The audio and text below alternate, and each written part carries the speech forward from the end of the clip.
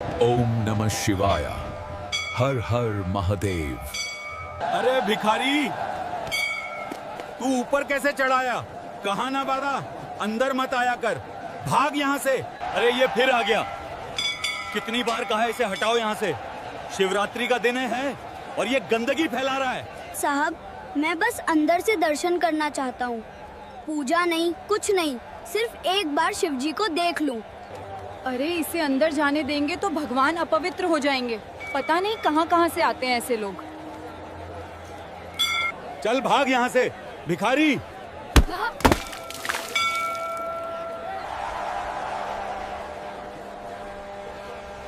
Sir, singer का message आया है, वो आज नहीं आ पाएंगी। क्या मतलब नहीं आ पाएंगी? मैंने उसे एडवांस दिया था। पूरे शहर को बुलाया है मैंने। ये शिवरात्रि का जागरण है, कोई छोटा मोटा कार्यक्रम नहीं। अगर भजन नहीं हुआ तो मेरी इज्जत मिट्टी में मिल जाएगी। लोग क्या कहेंगे? करोड़ों का आयोजन और मंच खाली। क्या यहाँ कोई है जो आज भजन गा सके? मैं उसे पूरे 5 करोड़ रुपए दूंगा, अभी इसी मंच पर। साहब, मैं गा सकता हूँ। अरे भिखारी, अभी मैं तुझे मंदिर से धक्के मार के बाहर करवाया था और तू अब कह रहा है तू गा सकता है? हाँ साहब, मैं गा सकता हूँ। ठीक है, अगर तूने भजन गाया और सब लोग चुपचाप ध्यान से सुनेंगे ना, तो मैं तुझे पूरे 5 करोड़ रुपए दूंगा। गांव से थोड़ा दूर कच्ची सड़क के आखिर में एक बहुत पुराना शिव मंदिर था। उसी मंदिर की सीढ़ियों के कोने में हर रात एक छोटा सा लड़का आकर सो जाता था। उसका नाम था आरव। उसकी उम्र मुश्किल से 15 साल की थी। सूरज उगने से पहले ही वह अपनी फटी हुई बोरी कंधे पर डालकर निकल पड़ता। दिन भर गलियों में घूमता, टूटे फूटे प्लास्टिक की बोतलें उठाता, मुड़े हुए लोहे के टुकड़े बटोरता, फेंके गए तार और खाली डिब्बे जमा करता। बचपन में ही उसके माँ बाप उसे छोड़कर इस दुनिया से चले गए थे। लोग अलग अलग कहानियां सुनाते थे। किसी ने कहा बीमारी से, किसी ने कहा हादसे में। लेकिन सच्चाई जो भी रही हो, आरव के हिस्से बस अकेलापन आया था। उसे सिर्फ एक चीज याद थी, उसकी माँ की आवाज। जब वह छोटा था और मंदिर की सीढ़ियों पर बैठकर यूं ही गुनगुनाता था, तब उसकी माँ मुस्कुराकर कहती थी, बेटा, तू जब गाता है ना, अगर कोई रो भी रहा हो तो चुप होकर सुनता है। तेरे गले में माँ सरस्वती का वास है। उस वक्त वह समझता नहीं था, बस हंस देता था। शाम को जब वह कबाड़ी से दिन भर की कमाई लेकर लौटता, तो अक्सर उसी पुराने शिव मंदिर की सीढ़ियों पर बैठ जाता। कभी धीरे धीरे भजन गाता, कभी बस आसमान को देखता रहता। पुजारी उसे पसंद नहीं करते थे। जब भी देख लेते, डांट देते। अरे कितनी बार कहा है यहाँ मत सोया कर, मंदिर को गंदा कर देता है तू। आरव कुछ नहीं कहता, चुपचाप उठता, थोड़ी दूर चला जाता, फिर देर रात वापस आकर उसी सीढ़ी पर सो जाता। उसे लगता था कि इंसान भगा सकता है, भगवान नहीं। उस साल शिवरात्रि आने वाली थी। गांव में हलचल थी, लेकिन इस बार उत्साह कुछ अलग था। शहर के मशहूर उद्योगपति विक्रम राणा ने उसी मंदिर में भव्य जागरण रखने का ऐलान किया था। इस साल शिवरात्रि पर इसी मंदिर में भव्य जागरण होगा। ऐसा आयोजन होगा कि पूरा इलाका याद रखेगा। बड़े बड़े बैनर लगे थे, पंडाल सजाया जा रहा था। रंगीन लाइटें, झूमर, फूलों की झालरें, स्टेज, माइक, साउंड सिस्टम, सब कुछ लगाया जा रहा था। लोग कह रहे थे, इस बार का जागरण पूरे इलाके में याद रखा जाएगा। इतना बड़ा पंडाल पहले कभी नहीं लगा। शहर वाले भी आएंगे इस बार। हाँ, शहर की मशहूर भजन गायिका को बुलाया है, मोटी रकम दी है। इस बार कोई कमी नहीं रहनी चाहिए। नेताओं से लेकर बड़े व्यापारियों तक को निमंत्रण भेजा गया था। यह भक्ति से ज्यादा प्रतिष्ठा का सवाल बन चुका था। शिवरात्रि की सुबह आई तो मंदिर के बाहर गाड़ियों की लाइन लग गई।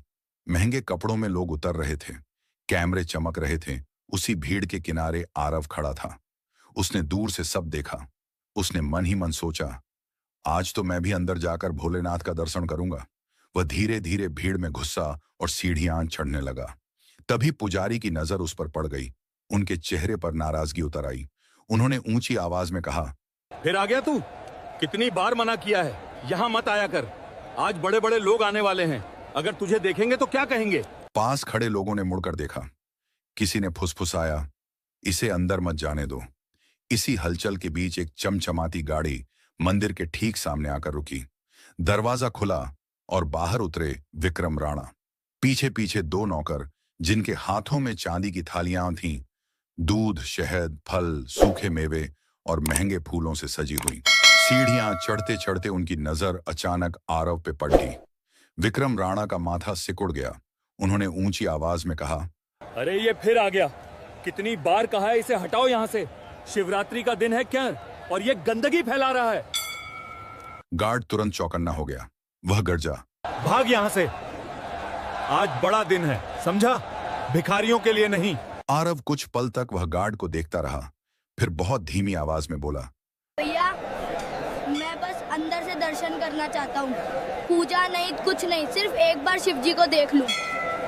गार्ड ठाका मारकर हंस पड़ा। सुना आपने? शिवजी वीआईपी हो गए हैं क्या? चल हट। लाइन देखिए कितनी लंबी है। भीड़ में कुछ लोग हंस पड़े। कुछ ने गर्दन घुमा ली जैसे उन्होंने कुछ सुना ही ना हो। कुछ के चेहरों पर असहजता थी, लेकिन किसी ने कुछ कहा नहीं। एक औरत जो अपने बेटे का हाथ पकड़े खड़ी थी बुदबुदाई, अरे इसे अंदर जाने देंगे तो भगवान अपवित्र हो जाएंगे। पता नहीं कहां-कहां से आते हैं ऐसे लोग। ये शब्द आरव ने साफ सुन लिए। उसका सिर झुक गया। चेहरे पर कोई प्रतिक्रिया नहीं थी, ना गुस्सा ना रोष। उसकी आंखों में उस पल कुछ था, एक गहरा सवाल। क्या भगवान भी लाइन देखकर दर्शन देते हैं? क्या उनके दरवाजे भी अमीर गरीब देखकर खुलते हैं? भीड़ आगे बढ़ती रही, जयकारे लगते रहे। विक्रम राणा गर्व से सीढ़ियां से चढ़ते ही मंदिर के अंदर चल गए। मंदिर के अंदर पुजारी जी से विक्रम राणा बोले, जरा बाहर आइए, देखिए ये लड़का क्या कर रहा है। ऐसे लोगों को अंदर आने देंगे तो मंदिर की मर्यादा खत्म हो जाएगी। पुजारी जी जब बाहर आए तो उन्होंने आरव को देखा। आरव कुछ बोलने वाला ही था कि पुजारी ने उसे धक्का दे दिया। उसके हाथ का छोटा सा लोटा गिर गया, जिसमें थोड़ा पानी और 2-3 बेलपत्र थे। वह सीढ़ियों से नीचे गिर पड़ा। लोग आगे बढ़ गए जैसे कुछ हुआ ही ना हो। शाम पूरी तरह ढल चुकी थी। पंडाल की रंगीन लाइटें जल उठी थीं। ढोलक, मंजीरे और हारमोनियम मंच पर सजे हुए थे। धूप और अगरबत्ती की खुशबू हवा में घुल रही थी। लोग अपनी अपनी जगह बैठ चुके थे। कैमरों की लाल लाइटें जल रही थीं। बस एक ही चीज का इंतजार था, भजन शुरू होने का। लेकिन मंच के पीछे माहौल बिल्कुल अलग था। मैनेजर के हाथ में फोन कांप रहा था। वह बार बार कॉल लगा रहा था, लेकिन हर बार एक ही जवाब मिल रहा था, स्विच्ड ऑफ। उसके चेहरे पर घबराहट साफ दिख रही थी। आखिर उसने हिम्मत जुटाकर विक्रम राणा से कहा, सर, सिंगर का मैसेज आया है, वो आज नहीं आ पाएंगी। विक्रम राणा जैसे कुछ पल के लिए जड़ हो गए, फिर उनका चेहरा लाल पड़ गया। क्या मतलब नहीं आ पाएंगी? मैंने उसे एडवांस दिया था। पूरे शहर को बुलाया है मैंने। ये शिवरात्रि का जागरण है, कोई छोटा मोटा कार्यक्रम नहीं। फोन फिर मिलाया गया। इस बार भी वही, स्विच्ड ऑफ। बाहर पंडाल में हल्की हलचल शुरू हो चुकी थी। कुछ लोग पीछे मुड़ मुड़कर मंच की तरफ देखने लगे। कुछ फुसफुसाने लगे, इतना बड़ा आयोजन और गायक ही नहीं आया। अभी तक कार्यक्रम शुरू क्यों नहीं हुआ? कैमरे अब भी रिकॉर्ड कर रहे थे। सोशल मीडिया पर लाइव चल रहा था। विक्रम राणा के माथे पर पसीने की बूंदें चमकने लगीं। ठंडी हवा चल रही थी, फिर भी उनकी हथेलियां भीग चुकी थीं।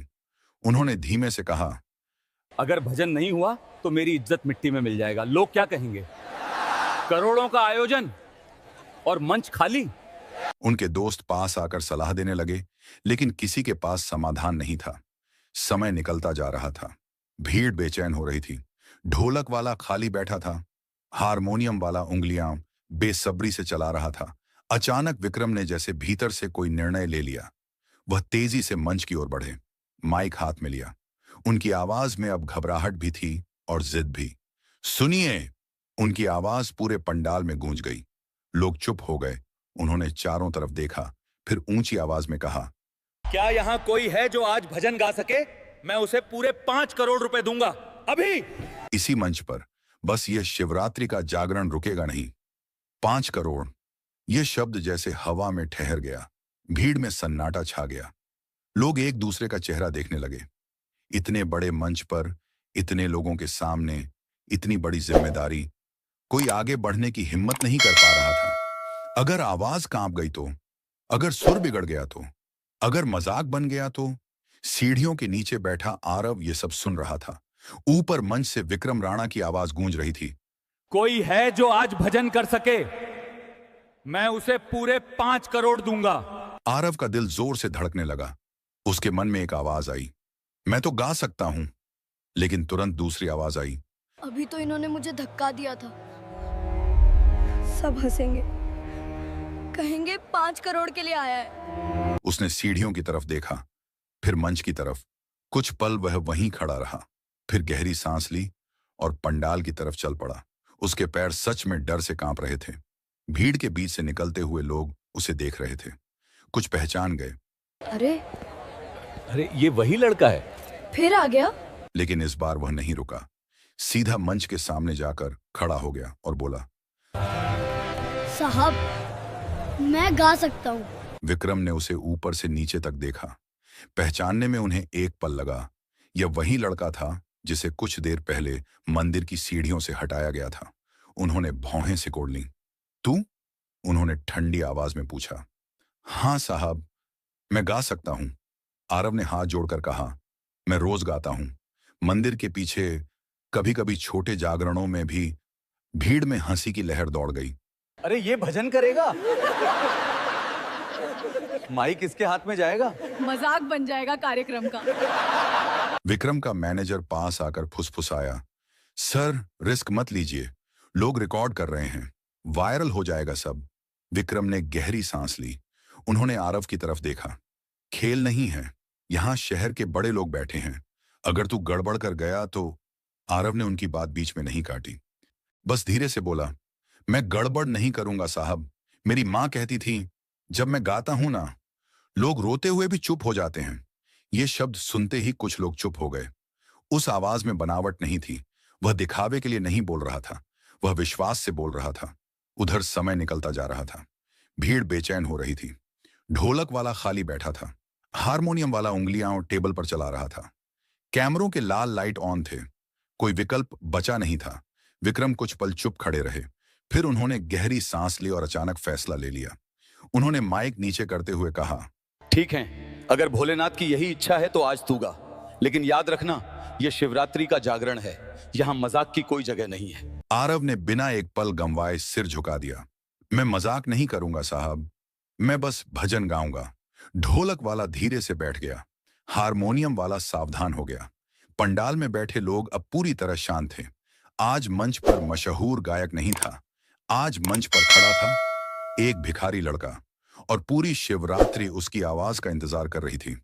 आरव ने सिर झुका लिया। जी साहब। माइक उसके हाथ में आया। साउंड इंजीनियर ने हाइट नीचे की। कुछ लोग अब भी मुस्कुरा रहे थे, मानो 2 मिनट का तमाशा शुरू होने वाला हो। आरव ने आंखें बंद की। उसने अपनी मां को याद किया, वो टूटी खाट, वो खांसी की आवाज, वो मुस्कुराकर कहना, गाना मत छोड़ना। फिर उसने पहला सुर लिया, ओम नमः शिवाय। आवाज पंडाल में गूंजी।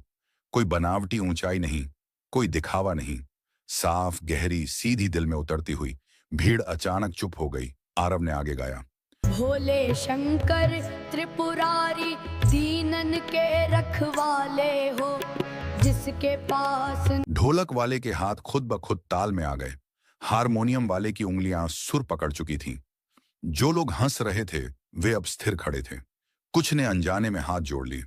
आरव की आवाज में सिर्फ संगीत नहीं था, दर्द था, भूख थी, अकेलापन था, मां की याद थी और एक अटूट भरोसा था।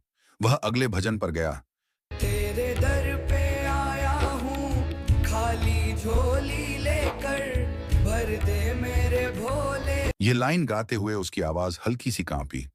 शायद उसे सच में अपनी झोली याद आ गई थी, वही फटी बोरी जिसमें वह प्लास्टिक भरता था। भीड़ में खड़ी एक महिला की आंखों से आंसू निकल पड़े। किसी ने धीरे से कहा, यह बच्चा दिल से गा रहा है। विक्रम राणा मंच के सामने खड़े थे। उनकी सांस धीमी हो चुकी थी। जो आदमी कुछ देर पहले इज्जत और प्रतिष्ठा के डर से कांप रहा था, अब हाथ जोड़कर खड़ा था। उसकी आंखें बंद थीं। रात गहराती गई। आरव एक भजन से दूसरे भजन पर जाता रहा। उसकी आवाज में थकान नहीं थी, मानो वह गा नहीं रहा था, प्रार्थना कर रहा था। पंडाल का माहौल पूरी तरह बदल चुका था। जहां पहले दिखावा था, अब सच्ची भक्ति थी। जहां पहले फुसफुसाहट थी, अब हर हर महादेव की गूंज थी। रात के करीब 3 बजे अंतिम भजन शुरू हुआ। आरव ने गाया, न धन मांगू न मान मांगू, बस मांगू तेरा नाम। उसकी आवाज के साथ पूरा पंडाल गा उठा और उसी पल विक्रम राणा समझ गए आज उनकी इज्जत किसी मशहूर गायक ने नहीं बल्कि उसी बच्चे ने बचाई है जिसे कुछ घंटे पहले अपवित्र कहकर सीढ़ियों से गिरा दिया गया था। भजन खत्म हुआ। तालियों की गूंज अभी भी पंडाल की छत से टकराकर लौट रही थी। लोग खड़े थे, कुछ हाथ जोड़े, कुछ आंखें पोंछते हुए। किसी ने शायद पहली बार उस रात सच में भजन सुना था। मंच पर हल्की पीली रोशनी पड़ रही थी और उसके बीच खड़ा था आरव, वही लड़का जिसे शाम को सीढ़ियों से धक्का देकर गिराया गया था। उसकी छाती तेजी से उठ गिर रही थी, गले में हल्की खराश थी, लेकिन चेहरे पर एक अजीब सी शांति थी, जैसे उसने कुछ पा लिया हो जिसकी उसे उम्मीद भी नहीं थी। विक्रम राणा धीरे धीरे मंच की तरफ बढ़े। कुछ देर पहले तक वही आदमी फोन पर चिल्ला रहा था, माथे पर पसीना था, इज्जत डूबने का डर था। अब वह शांत थे, उनकी चाल धीमी थी, आंखें गंभीर। वे आरव के सामने आकर रुक गए, कुछ पल तक बस उसे देखते रहे। शायद उस छोटे शरीर में उन्होंने वह ताकत देख ली थी जो करोड़ों रुपये से नहीं खरीदी जा सकती। बेटा, तूने आज रात सिर्फ भजन नहीं गाया, तूने मेरी इज्जत बचाई है। आरव ने सिर झुका लिया। वह तालियों का आदी नहीं था। उसने कभी मंच के लिए नहीं गाया था। उसने हमेशा पत्थर की सीढ़ियों के लिए गाया था, जहां सिर्फ उसकी आवाज और रात की हवा होती थी। वह धीमे से बोला, मैं तो बस गा रहा था साहब। विक्रम ने जेब में हाथ डाला और एक मोटा लिफाफा निकाला। उसे हाथ में लेकर बोले, ये तेरे लिए है। जितना उस मशहूर सिंगर को देने वाला था उतना ही। आज तू उससे कम नहीं था। भीड़ ने सहमति में सिर हिलाया, कुछ ने ताली भी बजाई। उन्हें लगा यही उचित है, प्रतिभा का सम्मान। लेकिन आरव ने लिफाफे की तरफ देखा और धीरे से एक कदम पीछे हट गया। उसकी आंखें नीचे थीं, आवाज धीमी थी लेकिन साफ थी। मुझे इतने पैसे नहीं चाहिए साहब। विक्रम चौंक गए। क्यों? मेहनत की है तूने, हक है तेरा।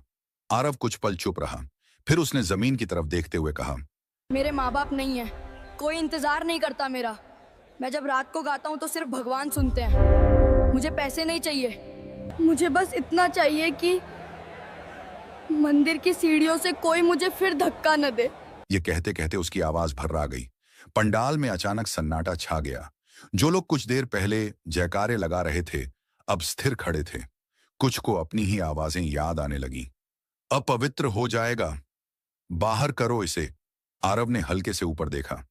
आज जब आपने पूछा कि कोई है जो भजन कर सकता है, तब लगा शायद भगवान ने मुझे बुलाया है। मैं पैसे के लिए नहीं गाया, मैं बस अंदर बैठना चाहता था। एक बार माँ कहती थी, भगवान के सामने गाओ तो डर नहीं लगता। आज पहली बार लगा कि वो सच कहती थी। विक्रम के चेहरे पर कुछ टूट गया। उन्हें याद आया, वही बच्चा, वही धक्का, वही गिरता हुआ लौटा। उन्हें याद आया कि उन्होंने भी नाक पर रूमाल रखा था। एक पल को उन्होंने लिफाफे की ओर देखा, फिर उसे धीरे से वापस अपनी जेब में रख लिया। विक्रम राणा कुछ देर तक मंच के किनारे खड़े आरव को देखते रहे। उनके चेहरे पर अब अहंकार नहीं था, बल्कि गहरी सोच थी। उन्होंने माइक दोबारा हाथ में लिया और बोले, मंदिर की सीढ़ियों पर सोने की जरूरत नहीं पड़ेगी तुझे। मैं तेरे रहने के लिए एक छोटा सा घर दिलवाऊंगा, अपना घर, जहां तुझे कोई धक्का नहीं देगा। भीड़ में हलचल हुई। विक्रम ने मैनेजर की तरफ मुड़कर साफ आवाज में कहा, कल ही रजिस्ट्री की प्रक्रिया शुरू करो। मंदिर से दूर नहीं, यहीं आसपास। और ध्यान रहे, कागज इसके नाम होंगे। आरव की आंखें फैल गईं। उसे शायद रजिस्ट्री शब्द का मतलब भी ठीक से नहीं पता था, लेकिन घर का मतलब समझ में आ गया था। विक्रम यही नहीं रुके। और एक बात और, ये बच्चा पढ़ेगा भी। इसे शहर के अच्छे प्राइवेट स्कूल में दाखला दिलाया जाएगा। फीस, किताबें, यूनिफॉर्म, सब मेरी जिम्मेदारी। भीड़ अब पूरी तरह चुप थी। लोग सुन रहे थे। विक्रम ने मुस्कुराकर कहा, और गाना, तेरी आवाज यूं ही नहीं जाएगी। मैं इसे अच्छे म्यूजिक टीचर से ट्रेनिंग दिलवाऊंगा। शास्त्रीय संगीत सीखेगा, सुर सीखेगा, ताकि आज जो तू दिल से गाता है वो कल दुनिया सुने। आरव की आंखों में आंसू आ गए। वह कुछ बोल नहीं पा रहा था। विक्रम उसके सामने आकर खड़े हुए। तूने आज मेरे करोड़ों की इज्जत बचाई है। मैं तुझे पैसे देकर एहसान नहीं कर रहा, मैं तेरी काबिलियत पहचान रहा हूं। आज से तेरी पढ़ाई, तेरी ट्रेनिंग, तेरे रहने की जिम्मेदारी मेरी। आरव ने धीरे से कहा, मैं पढ़ पाऊंगा? विक्रम ने उसके कंधे पर हाथ रखा। हाँ, और गाएगा भी। दोनों साथ चलेंगे। तू सिर्फ भिखारी नहीं है, तू कलाकार है। पंडाल में बैठे लोगों के चेहरे बदल चुके थे। कुछ वही लोग थे जिन्होंने शाम को उसे अपवित्र कहा था। तभी पुजारी आगे आए। उनके कदम भारी थे। उन्होंने आरव के सामने आकर कुछ पल चुपचाप खड़े रहकर कहा, बेटा, माफ कर दे, मैंने तुझे धक्का दिया था। आरव ने उनकी आंखों में देखा। उसमें न गुस्सा था न शिकायत। उसने धीरे से कहा, भगवान ने नहीं दिया था। पुजारी की आंखों से आंसू निकल आए। उन्होंने झुककर उसके सिर पर हाथ रखा। शायद पहली बार उन्होंने किसी गरीब बच्चे को छूते हुए संकोच नहीं किया था। उस रात के बाद सब कुछ सच में बदलने लगा, धीरे धीरे लेकिन साफ दिखाई देने वाले बदलाव के साथ। कुछ ही महीनों में मंदिर के पास एक छोटा सा पक्का घर बन गया। 2 कमरे, एक रसोई और सामने छोटा सा आंगन। पहली बार आरव ने अपने दरवाजे पर ताला लगाया, अपना ताला। अब उसे सीढ़ियों पर सिकुड़कर सोना नहीं पड़ता था। विक्रम राणा ने वादा निभाया। शहर के एक अच्छे प्राइवेट स्कूल में उसका दाखिला कराया गया। शुरुआत आसान नहीं थी।